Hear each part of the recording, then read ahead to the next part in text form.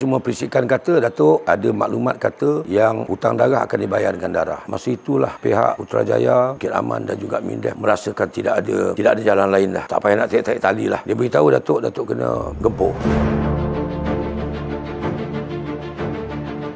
Saya CP Bersara Tok Abdul Rashid bin Harun. Saya masuk polis sebagai mata-mata pada tahun 1975 dan saya bersara pada 3 bulan 1 2017 dan pangkat terakhir saya adalah Komisioner Polis Sabah. Saya masa dalam Pusat Komando, masa saya mata-mata lagi dapat pegawai semasa dalam Pusat Komando. Saya telah bertugas di Jabatan Siasatan Jenayah lebih kurang 15 tahun. Kemudian saya patah balik untuk menjawab jawatan sebagai pegawai turus berisikan operasi Pusat Komando. Operasi pencerobohan pengaras di Lahad Datu tu pada awalnya dikenali sebagai Opsulu. Kemudian ditukar kepada nama Obdaulat. Kejadian ada berlaku pencerobohan bersenjata di Kampung Tandua, Lahad Datu. Waktu itu saya ada tugas di sebelah utara. Saya telah diminta untuk mengatur gerakan kumpulan kecil daripada 69 Komando dan saya telah terbang dengan helikopter PDRM ke kem PGA Ulu Kinta, berjumpa dengan komander 69 Komando dan pegawai dia dan minta disiapkan sejumlah kecil daripada 69 Komando untuk digerakkan pada keesokan paginya. Di situ saya telah minta bincang dengan Datuk Azizan siapa yang akan naik dulu ke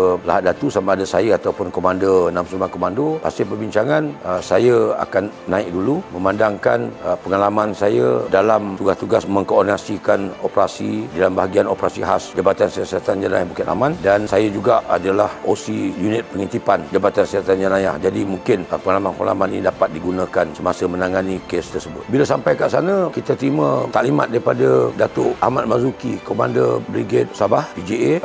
Kemudian pada 14 bulan kita masuk ke Tanjung Labian dan beberapa tempat dekat kawasan Lahad Datu tu. Bila sampai di resort Palace Sahabat tu, dia tanya siapa nak pergi. Oleh kerana masing-masing bobo fikir nak pergi tak pergi, saya pun cakap okey saya pergi. Kenapa saya pergi? Saya rasa saya boleh membantu untuk membuat ground appreciation ataupun penilaian kawasan. Sebab apa? Akhirnya nanti saya yakin yang 69 Komando akan diarahkan untuk menggempur. Daripada saya mengarahkan anggota-anggota rank file pegawai saya pergi, baik saya sendiri tengok keadaan supaya senang buat assessment. Pada hari pertama 15 bulan masa saya masuk, saya nampak kau 79 orang. Kemudian hari kedua 63. Kebanyakan muka berasingkan, muka-muka lain. Jadi saya rasa lebih 150. Dia katakan mendakwa diri dia RSF, Royal Sulu Force. Dia ada bendera dia ada lambang-lambang pada baju dia. Senjataan dia pakai M16, pakai garan, pakai carbine, pakai revolver, pakai Colt 45. Pada awalnya kita heran juga kenapa dia datang dengan kekerasan. Sebab saya percaya masih dalam proses untuk dibawa ke ICJ ke. Tapi benda tu proses mengikut perundangan sedang berjalan. Kemudian itulah baru kita tahu yang Lahad Datu insiden tu dia hanya nak tarik perhatian ke Lahad Datu, sedangkan ada perancangan lain. Pada 2 bulan tu ada satu pertempuran berlaku dekat Sempurna. Rupanya ada perancangan dia dekat Sempurna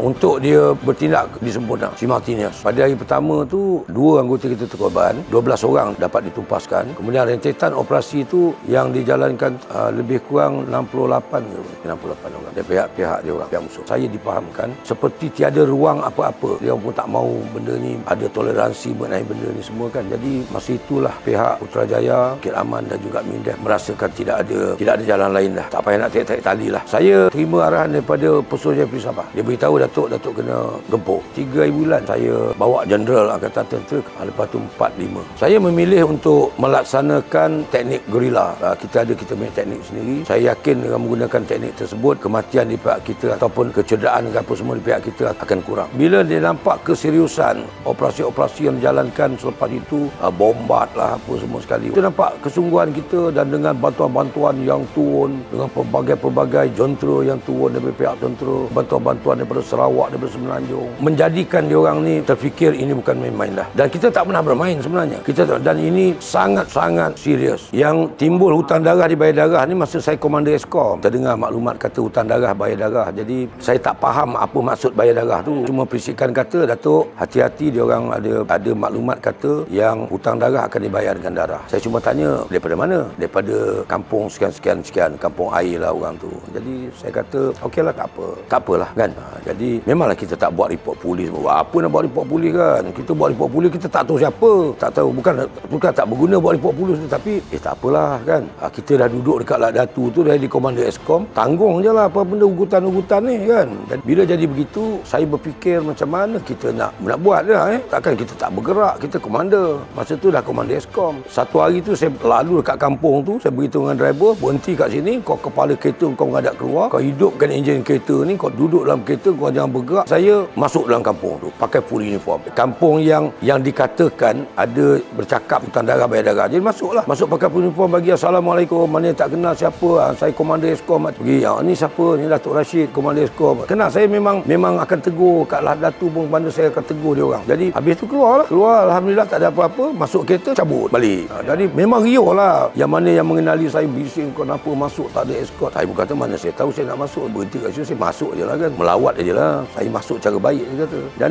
lepas tu tak ada apa-apa pun berlaku kan. Tak ada apa pun, jadi alhamdulillah lah. Secara psikologi saya rasa saya menang lah kan. Saya masuk kampung dia. Tak bukan kerana saya berani, tidak, saya kena matikan. Saya kena matikan apa juga. Kalau tidak, saya sampai bila saya nak fikirkan benda tu lagi, takkan nak duduk kat rumah, duduk kat pejabat je, tak payah melawat. Saya kena melawat. Jadi saya kena buat sesuatu. Jadi untuk matikan cerita-cerita yang begini.